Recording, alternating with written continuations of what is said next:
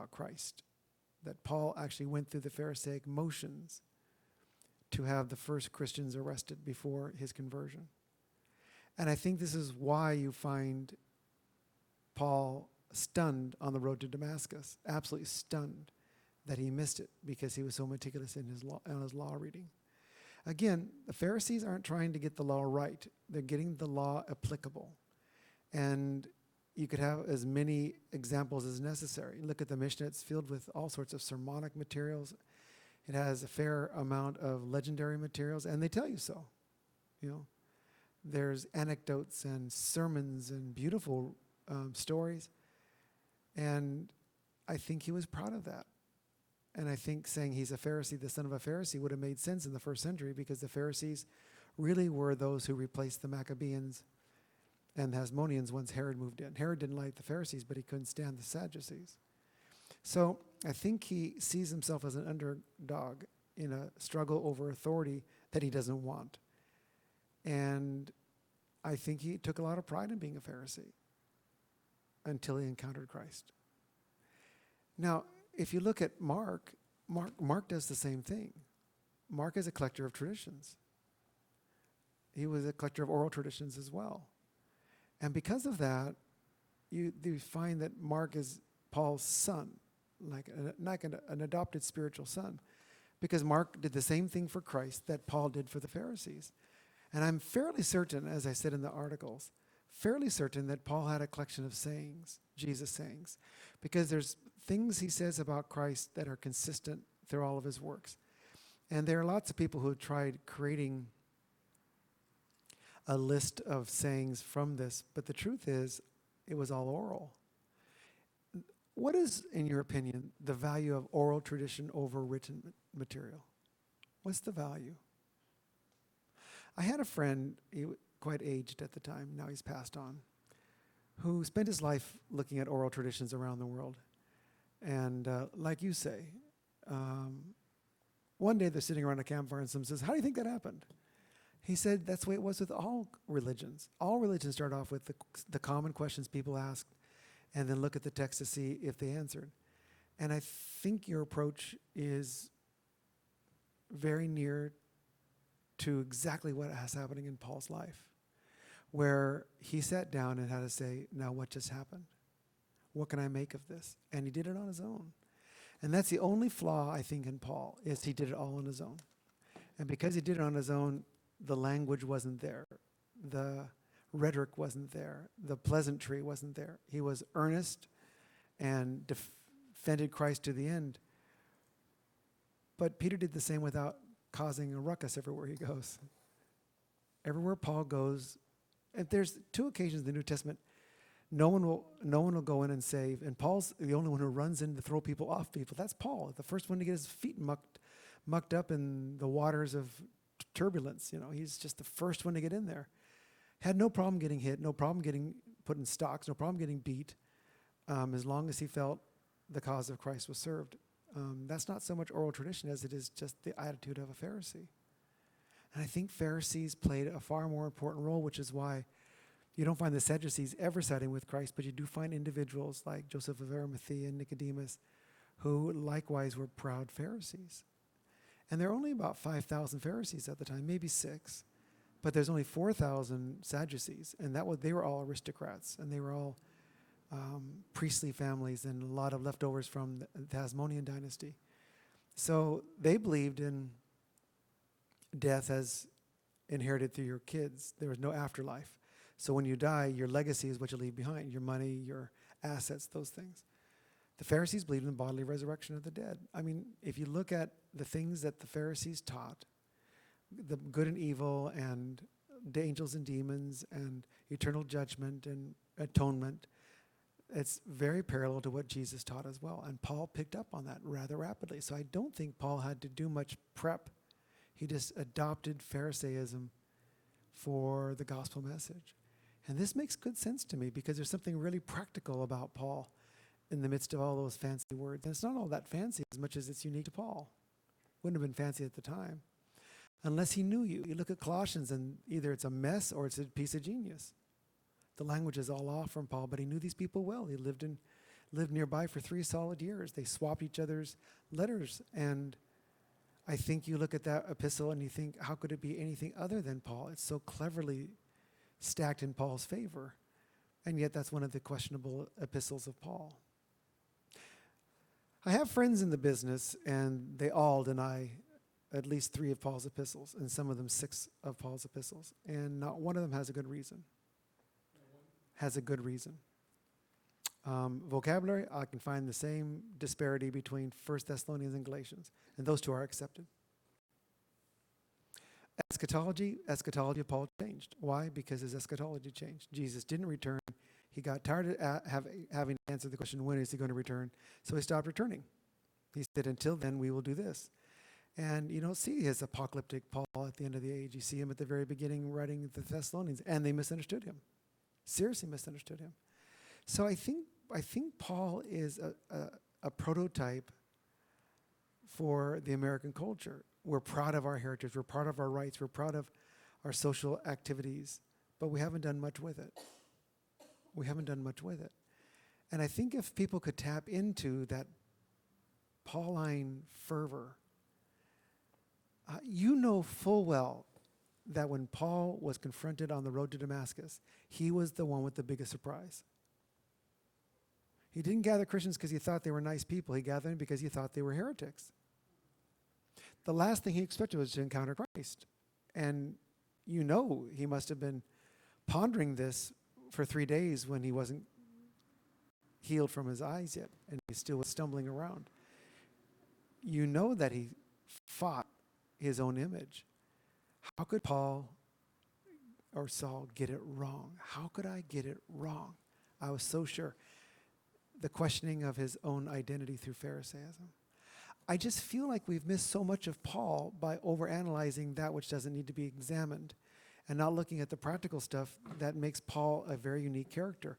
Peter doesn't change his opinions about the second coming of Christ, not that we can tell.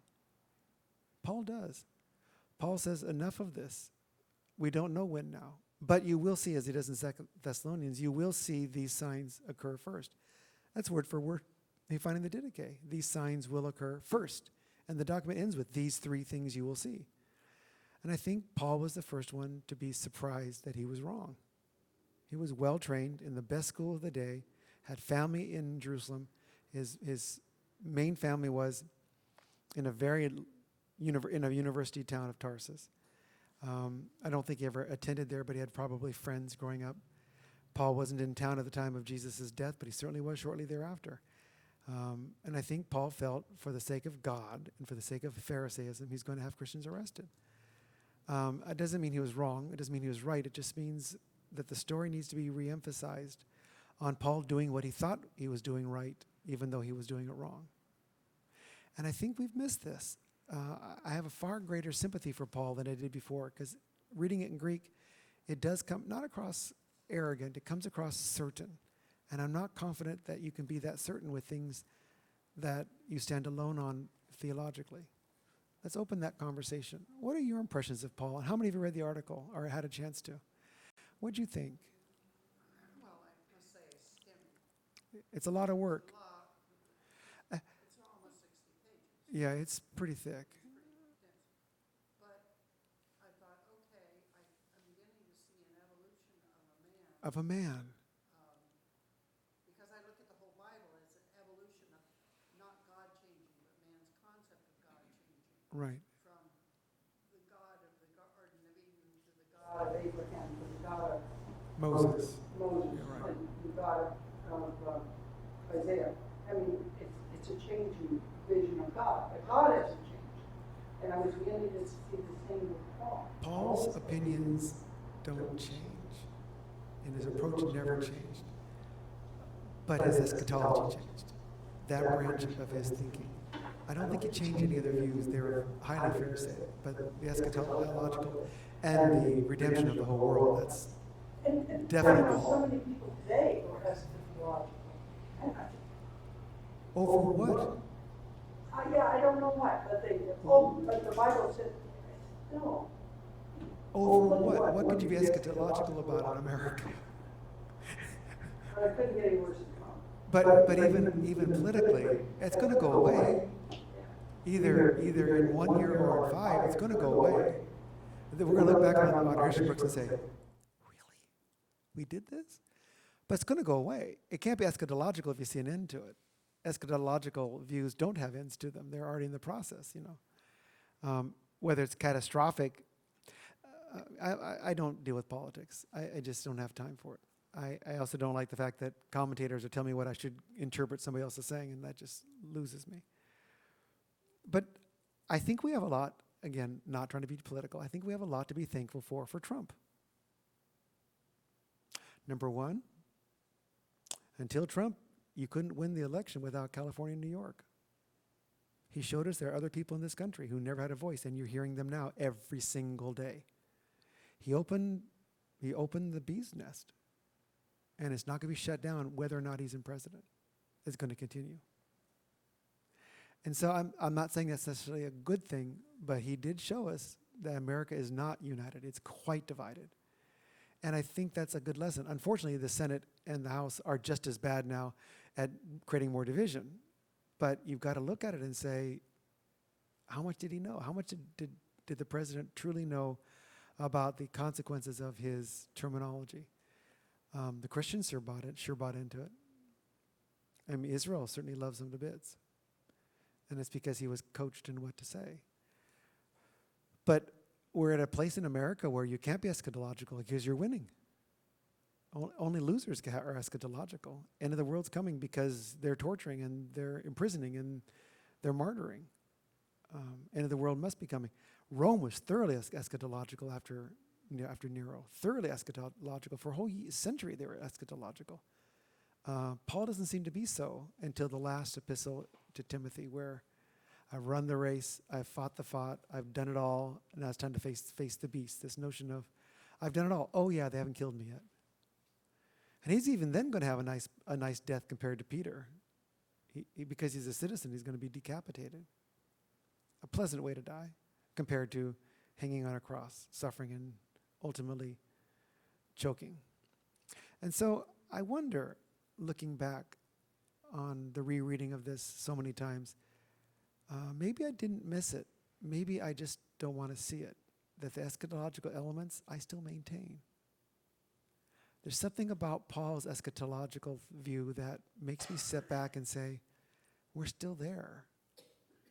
Not for the sake of God we're there, but for the sake of our theology we're there. If it wasn't eschatological, I'm not sure Christianity would last. Pharisaism lasted because of its eschatology. It's the moment the temple fell, you never heard from a single sage of the temple or a Sadducee again. It's over. But the Pharisees thrived in their, it developed into rabbinic Judaism. So I don't know. Let's continue the conversation and see if there's something we can pick up from this. I do think Paul's eschatology changed, and I do think Paul struggled with how much to say and what not to say, what terms to use. But he did most of this unguarded in person. I don't think he was as guarded in his writings as he was in person. What do you think? It is a long text to work with. What do you think? Can you repeat that? You don't think he was? I think he was eschatological throughout. No, you don't think he was as guarded? I don't think he was as guarded in person as he comes across as, because he chases people away. Yeah, I think he was a hard individual to like. That's just my opinion. Because even those who are around him don't seem to want to hang with him. Luke seems to want to get out of there as quickly as possible. Again, that could be my reading, but I don't see Paul as a warm and fuzzy guy. He's a legal scholar who wears the weight of the world on his shoulders. And if we can wrap our minds around that and then put his theology in our heads, I think you get a real person here instead of the kind of mythological person we've made Paul into. He's the most hated Christian who ever lived. Not just Jefferson, but you know what Voltaire called him? That dirty little Jew. Loathed him, hated him. It's not hard to hate Paul if what you hear him saying is something radically different than the Gospels of Christ. I don't. I see him having a radically different audience than Christ. I think he feels he's invincible. He went through multiple canings and stonings and came back the next day. The apostles can't make that claim. In fact, we couldn't tell you where the apostles went with certainty. A couple months ago, when the article came out on the apostles, we're still quite uncertain where some of them went, even Peter. So, Paul, we know. What is it about his character that is so compelling or so disturbing that you read? What is it about him that's so compelling or disturbing?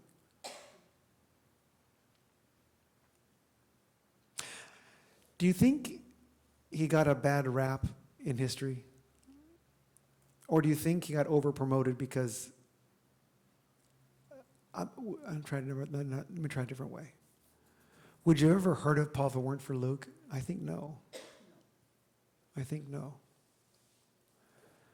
I think the eschatological elements in Paul are what attracted Luke.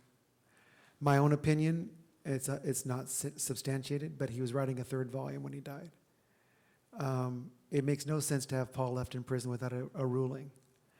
If he had been set free, then that would have accommodated Paul is innocent. If he was murdered or martyred, look, the great martyr Paul has died. Either part of that work is missing that closed things out, or another edition was going to follow. And I can't tell you which one it was. So it seems to me that there are things missing about Paul that scholars have ignored. And that poses a huge problem for modern scholars and modern students of the Bible, because Paul's what they study the most. His epistles are extremely compelling. Do you like Paul in Greek? The Greek is frustrating. Do you think it's because the language he's using is so unique to his system, or it's too Pharisaic, or it's because it does at times?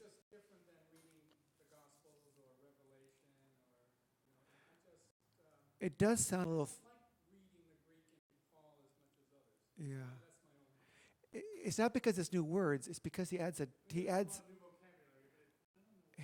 his own flavor to words. There's a little dose of Paul in that terminology.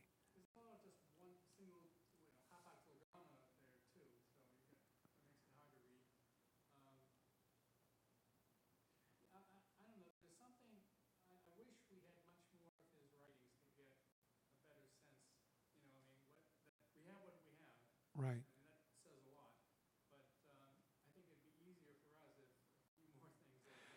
He must have written at least 50 letters, because, but at least 16, or 13.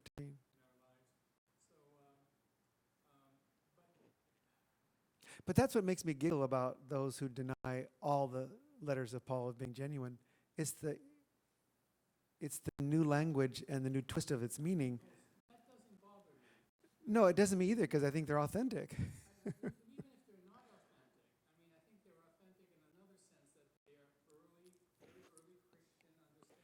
Without any heresy.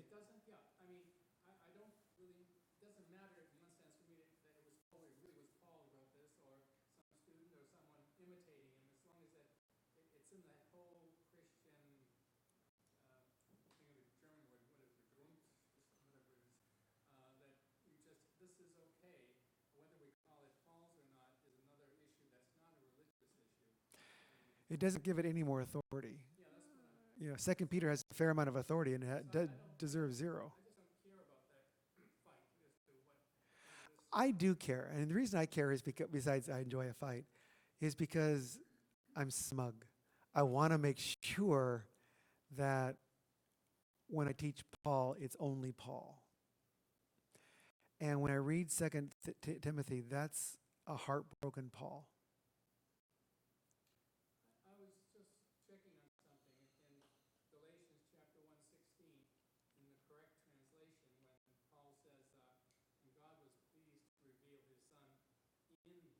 Right.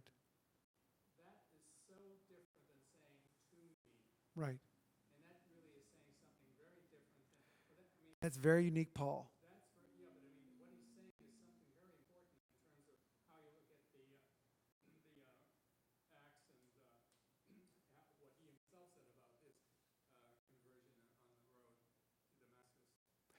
Well, there's 3 sermons in which he delivers the same story, and they don't agree with each other. And I think that's Luke. I think that's Luke. Luke wants to summarize wherever Paul goes in the story because about 65% of Acts is just sermons of Paul. And they belong that way. That's what they did in ancient times for history. You used a sermonic summary of a major event and you moved on to the next narrative. And I think Paul knows this. Paul's the perfect writer of an epistle. It's exactly what an epistle is. What he writes is not a letter, it's an address that has data in it that confirms what he's saying. And most of these epistles, you find the epistle format in the Gospels, and you find it in the book of Revelation, as you've mentioned. And those are the same way. They're just little letters distributed for immediate causes. Paul only wrote a letter because he had something immediate on his mind. And I don't know how many he wrote, maybe 30, maybe 50. I know this for a fact. There's only 13 by the year 180. Because when the Chester Beatty Papyri came out, which contains all of them, that's the earliest we had. So by that time, there is no other epistle attributed to him except what Marcion claims was Paul, which is the gospel, the epistle to the Ephesians. He just changed the name to Laodiceans, and that's it. So he didn't change anything. Marcion was a radical Paulinist. He's not going to change Paul. He's going to redefine it. But it does matter to me in that respect. This is a beat up Paul. The last time he was under house arrest, he's not under house arrest now. He's going to die. He knows he's going to die. He's with hardened criminals in the cell. It even says in Acts, or actually I think it's in his own epistles, my friends came to see me, they couldn't find me. It wasn't a matter of public record. He was in some small, dank prison. So that could beat you down too. He was ready to die. You don't find that after his first beating. You don't find that after his first arrest. You don't find that when he's left in stocks overnight. You don't find that in a shipwreck. Paul finally comes to the conclusion, through his own eschatology, comes to the conclusion that I'm done. I'm done. And then he says this so heartbreaking statement. When you come in a few months from now, bring my coat. Because he doesn't even expect visitors. Paul chased everybody away. He's a hard taskmaster. If you look at Corinth, as soon as Paul leaves, they break into four. And two of those people were Paul's disciples, and they participated in it. Paul had a hard system to follow. And that was the genius of Paul. And those who followed the system benefited, but those who didn't, right over them goes. So I don't think Paul was applicable in all Christian circles. I just don't. And you're right. Paul has very unique terminology that until you see the context, you don't see the genius of Paul's cleverly disguised terminology. Like, in me you have seen. If you've seen what I've done, that's one thing. But in me you can see the Father.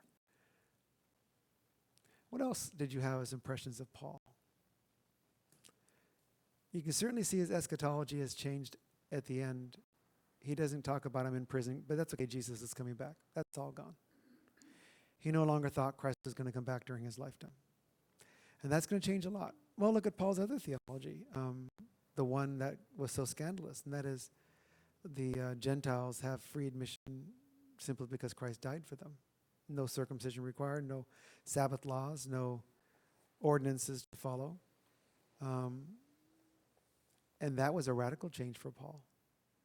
Because you see his theology suddenly drop, the whole priestly features and all the teachers and the heritage of his own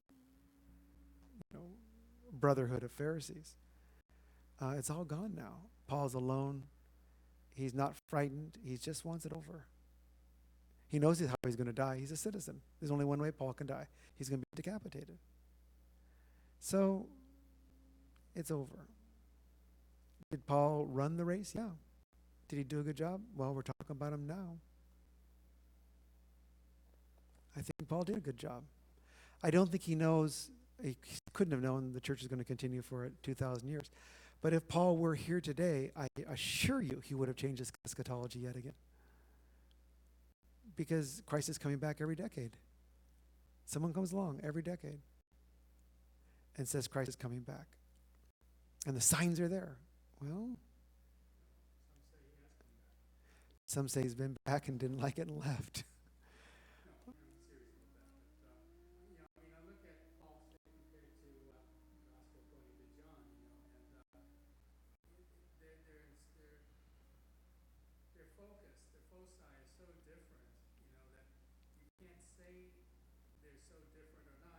Who, Paul and John?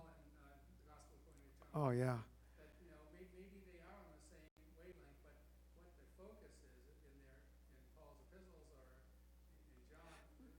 There's almost no overlap of vocabulary.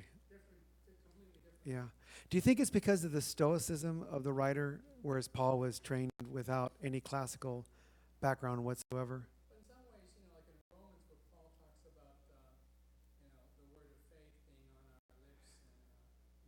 Sure. Yeah.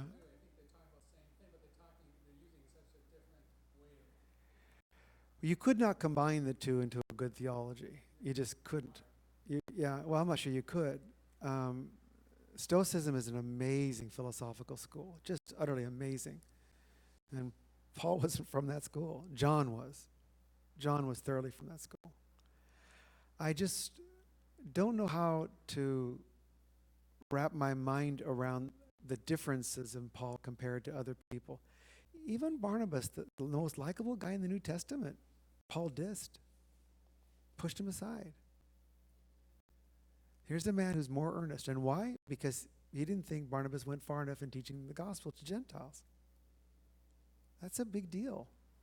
When you differ on how far you can push the newcomers into becoming mainstream, you're going to lose a lot of people. He lost a lot of people. He's the only person in the New Testament that had people following around to kill him. Everywhere he went, they caused a riot. One of the reasons why he signed his own letters is because let me rephrase this. You mentioned, you don't care if he wrote it or not. There's nobody who could write it. That's the issue. There's nobody who could. The language is so unique. But here's the reason why no one could. By the time Timothy was written, he'd already sent out numerous epistles on which he wrote his own name and named a scribe and had his own emissaries deliver them. How would you get through all of that protocol in order to get your text out? Because they date from the same time. There's nothing un-Pauline about this. It just seems to me a tight system. I will send my own emissary and name. I'll put my own amanuensis there and name. I will have people on the other side receive, and the readers of the church deliver it. He had everything in place. There's no way to get a forgery from Paul unless it was written at a different time, which is what almost all claim. That's why they drop the pastoral epistles. But you can't drop like Ephesians or Colossians, even though they say it has Gnosticism. It's not Gnosticism at all. It's Docetism, early Docetism. And the issues of Docetism we still struggle with today. How human was Christ? How can a human being with blood and flesh save the world? How can your soul be affected by the death of a man 2,000 years ago on a cross? These are all issues that the Docetists wanted answered, and because they couldn't find the answers, they kept philosophicalizing, making up a word. That's made up a word. That's a word made up, right? Philosophicalizing? Must be. For him to take it that far. It just seems that we've missed the genius of Paul by overanalyzing the epistles and not the character of the man. And I think you're right. You look at 2 Timothy, there's a man who's been beat. There, he's done. He's cooked. Last epistle. Yeah. And you can hear it in his voice. I've been beat up enough. I can't take. And he didn't have Luke with him, who would tend to his wounds. Even in Paul's own words to the Galatians and to the Corinthians, he says, let me paraphrase, I know what you're thinking. How can someone write so eloquently but look so pathetic in person? He was an ugly man. He described it as such, but he also had a horrible speech impediment. It was hard to figure out. He droned in his talking, and yet he was the one, like Moses, selected because of his speech problem. It doesn't baffle me. It makes me wonder how much of this part of Paul's life we've missed in the process of trying to overanalyze the epistles. I'm not talking even about the Paul of Luke. I'm talking about the Paul of his own epistles, the man. I think we've missed that. I don't think we missed John. We see John that's thoroughly stoic and brilliant. I just wish we had the whole gospel. There's just pieces that are clearly missing.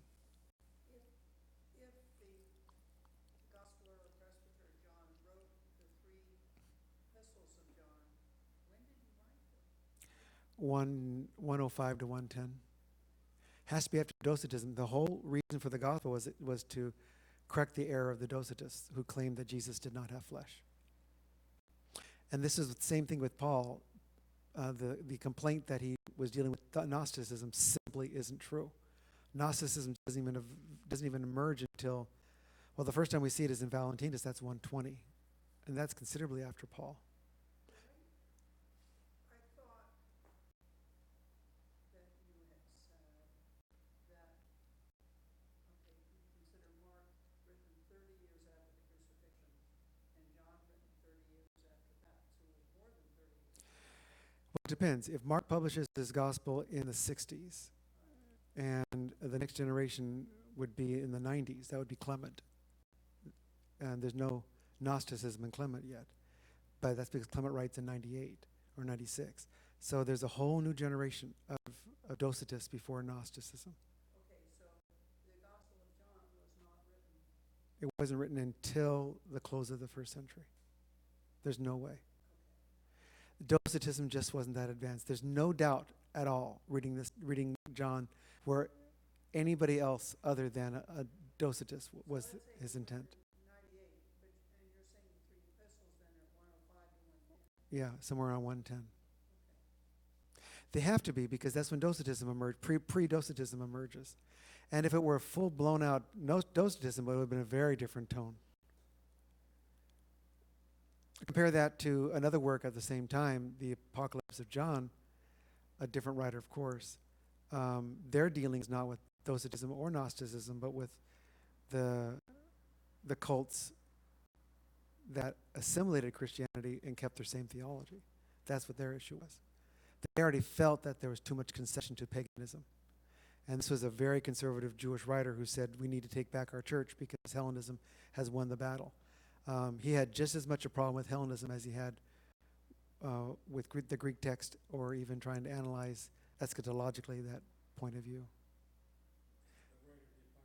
Yeah, struggled like crazy to I would say, Paul, for sure. Paul had given away too much. There's no uniqueness to being a Jew any longer. There's no value to being a Jew. Even though Paul had certain men like Titus circumcised, he did so he could go to Jerusalem with them. So he couldn't be accused of trying to corrupt the temple. What else is on your mind about Paul? Question.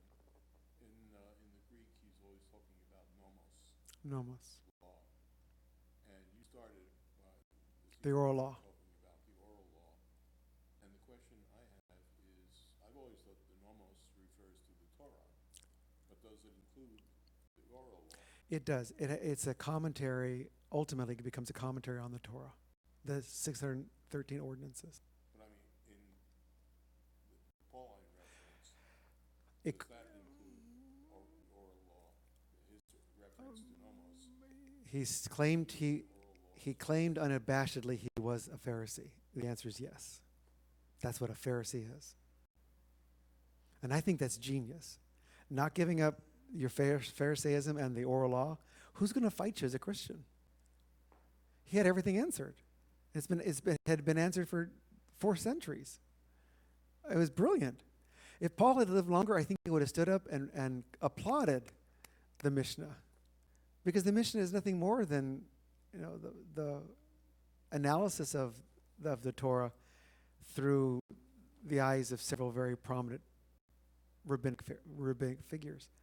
And if he'd lived another 40 years, he would have been thrilled with the Gemara, and lived another 200 years, thrilled with the Talmud, because it's the same thing he studied his whole life. And I think the oral law would have been something Paul talked about in person. You don't see it in the letters, but I don't think he talked to people in his letters or wrote to them who would understand oral law.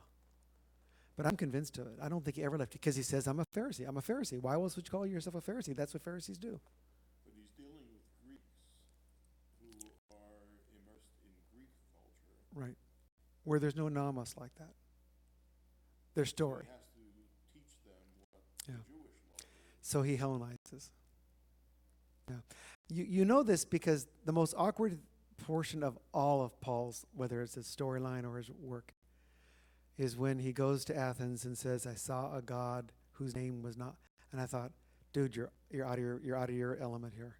This isn't what you do. You don't do this. This exact opposite you should be doing at this point. And he loses the battle because of it. I think he mischose the examples to use, because Hellenism was, let's introduce Hellenism to the idea, but then he didn't have an idea that could back up the Hellenistic notion. And I read it and I cringe, thinking, ooh, this is not going to turn out well. And then a couple of people converted, but they wanted to convene later and have another chat. That never happened. So I think Paul made his fair share of mistakes, not deliberately, of course, and I don't think he necessarily would call them mistakes. But they were by trial and error. And Paul was well, look at, have you ever read Trypho, the Jew, Justin's text? This was written, it's the collection you have of early church writers. It's in volume 1. And this is a text that covered the argument on both sides. Trypho was a Jew, a Stoic Jew, Hellenistic. And Justin was a Stoic philosopher converted to Christianity. So he's a Jew, so let's call him up and let's straighten him out. That's Justin's attitude. Let's call him up and straighten him out. And he makes mincemeat of him. Justin doesn't think so. He thinks he got him at every step. People laughed and thought they were laughing at him. He doesn't pick this up. He can't see the sarcasm because he studied Stoicism and not Plato. The sarcasm in Plato would have come through. It's the thickest work we have from the early church. 2 full meetings with the man, and he remembered it brilliantly. And he even conceded most of it to his debater. It's brilliant. But you look at it and go, and he's wrong. That isn't what Hellenistic Judaism was. And I think Paul was out of his limit. I don't think he knew quite what to do, but he had the invitation, so he went and wasn't prepared.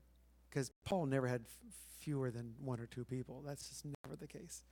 Even on a bad day, Paul could convince somebody by the end of the day. So I don't see it as Paul gifted in speech. And he admits he's not gifted. He's not in rhetoric at all. Barnabas was. Barnabas was the eloquent one. Barnabas could, as my dad would say, charm the fuzz off a peach. Paul would just throw the peach at you.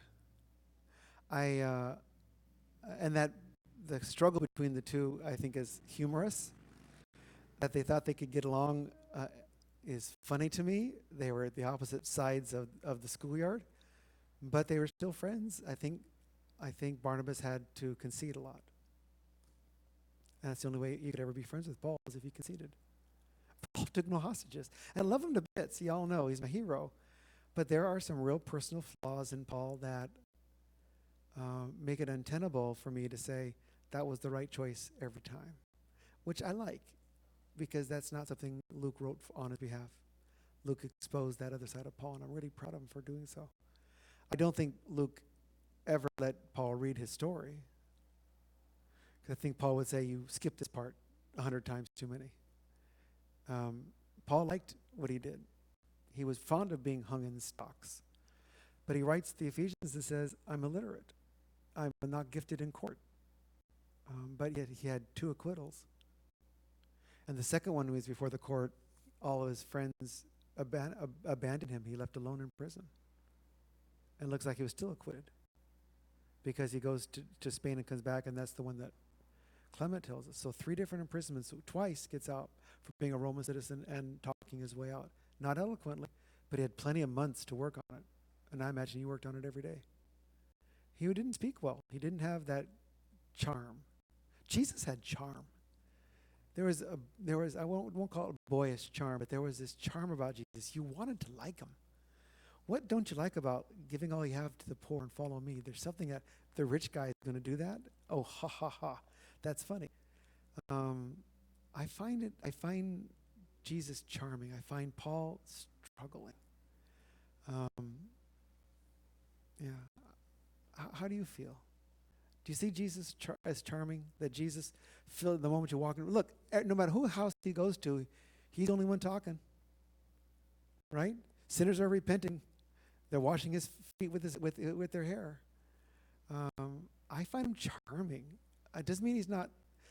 I'm not even talking about necessarily gifted charming. He was just a charming individual who knew the right thing to say at the right time. That's not Paul at all. The wrong thing at the wrong time. Always. This is why the list of struggles he faced between shipwrecks and fastings and torture and stonings and all the rest, caning and whipping and flogging, and it takes great pride in it. Jesus wouldn't have taken such pride, and he would have tried talking him out of it. And he could have been quite successful. I think if it wasn't the illegal actions of the Sanhedrin to get him arrested, Jesus wouldn't have died by the means he did. But the right people were in office for him to be killed. And that's why I think even the disciples were shocked when Jesus said, my goal is to die. They were, no, you can't do this. We don't want a dead Messiah. What good is that? Especially one on a cross. You can't have a Messiah on a cross. So my gut feeling is that you find here in this character of Paul somewhat of a misfit, who had parents who lived in Tarsus, moderately wealthy. Father was a Pharisee, likely grandfather was a Pharisee. A sister and a nephew in Jerusalem who were all for Paul, but let the name left out on purpose. And if it wasn't for his nephew getting involved, Paul would have died on the spot. They'd put a team of men to kill him, not let him get out of the gates until he's dead. So I find Paul not to be unlikable. I find him really intense, which is, I think, what you find, Henry, with his vocabulary. It's extremely intense. Don't you feel Paul's extremely intense? Something just before you said that, I think people are attracted to Jesus as a person, and whereas they weren't attracted to Paul the same way, they may be attracted to what he said, the content of what he said. Or maybe not. Yeah. But those who were, I don't find him likable. And, he's my hero. Let's admit it again. He's my hero. I don't find him likable. I like Jesus the first thing he says. I like Jesus the last thing he says. The man was flawless. Well, Paul was full of flaws, full of them, and kind of championed them in his own little way.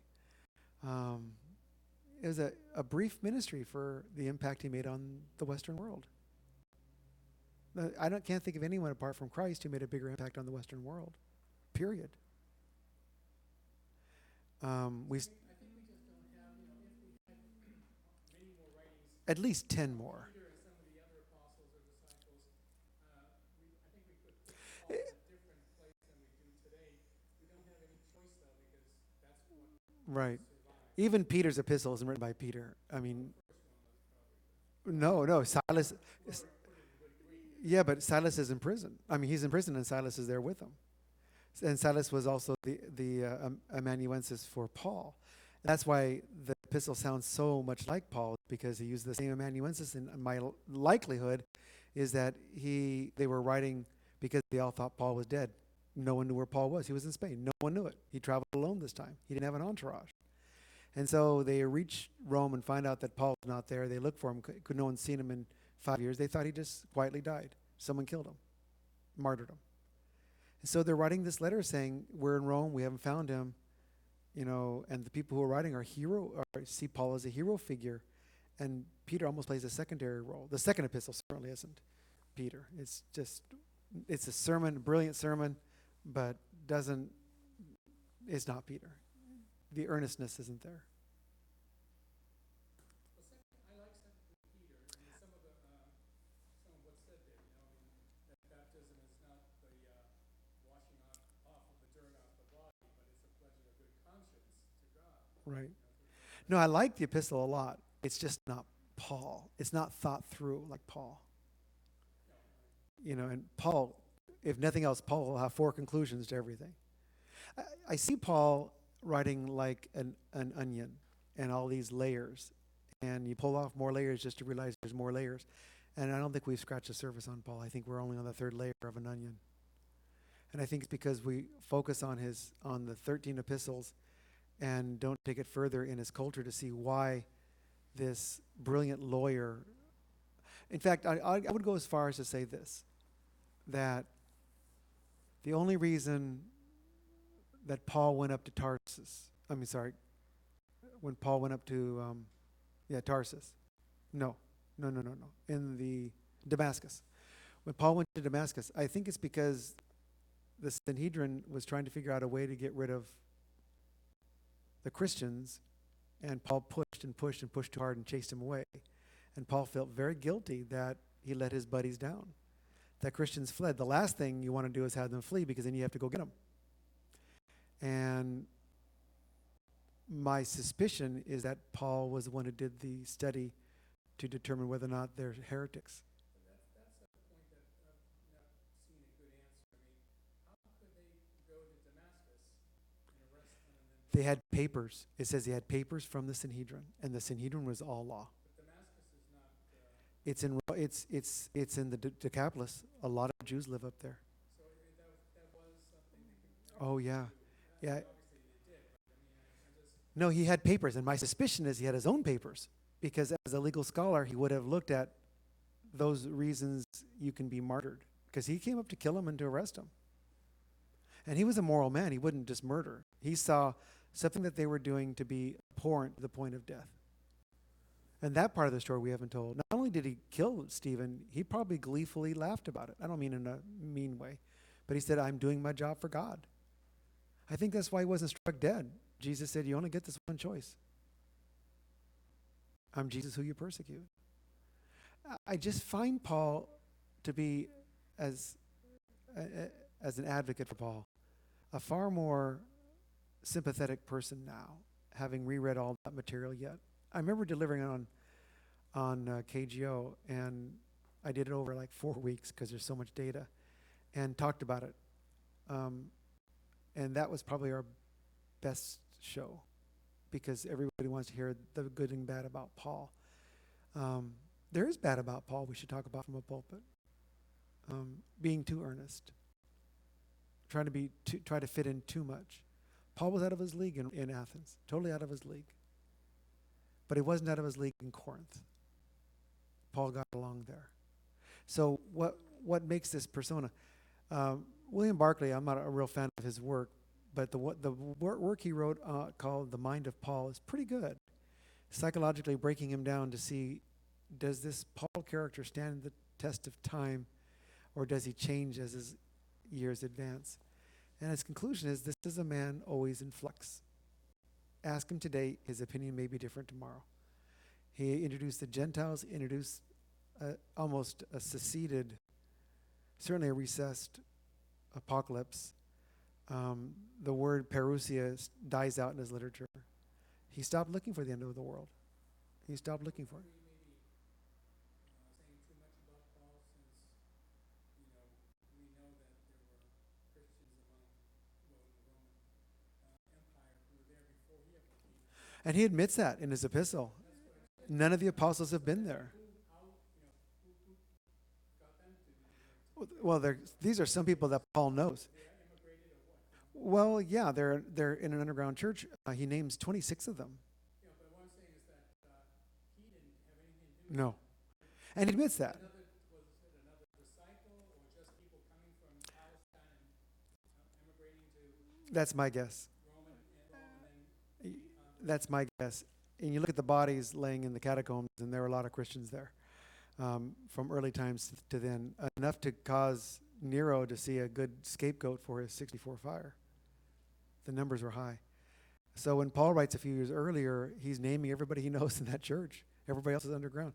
Back to Justin for a moment.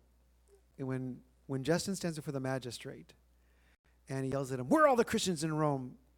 What does Justin say? This is around the year 150. What does Justin say? I have been here for almost a decade, and I've only attended the one church of Martin by the public baths. He only knew one church. The framer of Western theology only knew in Rome one house church. That's how underground they were. And I think that makes Paul happy. I think that makes Paul happy. I don't see anything that would lead me to believe that Paul was trying to form some mystery rites or anything else. I think he just sometimes fit in and sometimes didn't fit in, but his epistles are left because they're real brilliant. They are truly brilliant works. To this day, I don't think I know anybody that could read the epistle to Romans without saying, that's Luther, that's Calvin, that's Bultmann. I mean, they're all there. They all admire Paul as scholars. They may not like him as a person, but it's hard to defend somebody or to defeat somebody who doesn't want you to defend him. You know, he's not picking a fight. He's just telling the truth as he sees it. And you got to give the guy points for that. He's a brilliant scholar whose works have been embroiled with a textual history, unfortunately, to the demise of the character. I think Paul has disappeared in his own writings. If I can add a person, it was another admirer who quoted from Paul. It was my Jewish professor of Arabic at the University of Pennsylvania, who in one of the seminars referred to, I believe it was the Epistle to the Romans, in answer to something that came up in one of the readings, one of the discussions, and said that it was, as St. Paul said, all authority comes from God. Yeah. As I have, I wouldn't call them rabbi friends, but friends in the business, and they admire Paul. They admire Jesus more. But I don't know how much that's political, but they love Paul. They say, this guy's so funny, he's so clever. He's got wit. There's snarliness, smarminess. There's something about Paul you got to walk away going, he got you. I don't get that with Jesus. Jesus is very straightforward. You want to believe Jesus. You want Paul to convince you. Keep it going. Keep it going. Jesus came with a sword after all. Yeah, You have to believe. had to believe him. I just find this discussion not heard on university campuses. No one's talking about Paul. Even my friends that are teaching on the East Coast, they talk about his epistles and are they genuine? They talk about his eschatology, but they really don't look at the person Paul. He's already been discounted by the time you take the class. And I think that's shameful. I think taking the words away from the person and separating them loses the fervor and the angst that I first read in Paul. I didn't have the epiphany that Luther did by any means, but I remember my first time of reading the epistle to the Romans in Greek after teaching myself Greek. So it's really awful, right? Just really awful. But I wanted to know now. And I had the lexicons open, and I spent a lot of time reading it, and I had an interlinear. And I don't remember reading more than one sentence without taking a break saying, dang, that's a lot. That's a lot of words. And it's 6 words. That's a lot of words. That's a lot of words. Paul didn't add flavor to his writings. He just wrote deadpan out. And I think that's another reason why Paul has been misunderstood. He's not a friendly writer. He's a brilliant writer, but not a friendly one. And I think we've missed that too. I think we have to recast him as a more sympathetic character, one who had the foresight. Forgive the way this is going to sound, because I'm trying to talk from the culture's perspective and not a believer's perspective. But one who had more insight than Christ in realizing that Gentiles are going to comprise eternity, because there's way more of them. And I think we've lost that side of Paul. Paul got that. Paul got the numbers of Gentiles is far higher than the Jews will ever accept. So what does Paul say? The moment he realizes he's lost that campaign, what does Paul say? That's okay. They make it anyway. They got Moses in the covenant. They're automatically winners. He can't win them over. He can't win them over, so he gives it to them and says, you're already in anyway. Fight us if you wish, but we're all brothers. That's Paul. You can't lose because he's going to give up. He's going to say, no, you're my brother. He died for you. You're a covenant person. And he tells the Gentiles, now don't treat them like they're secondary people. They're like you. You're the secondary person. You need to be grafted on the tree. That's Romans. You read that and you go, wow, that's a lot of guts. Yeah, he's a gutsy guy. And said it as you saw it. And I think we've missed that. I think we're oversympathetic to Paul or over-modeling to Paul, but we're not being fair to Paul. Anybody else? I still think that, getting down to the basis, we assume, or I assume, I accept that it's the same Holy Spirit in all the writers that we consider canonical, as well as, the later writers of the 1st and 2nd centuries, and the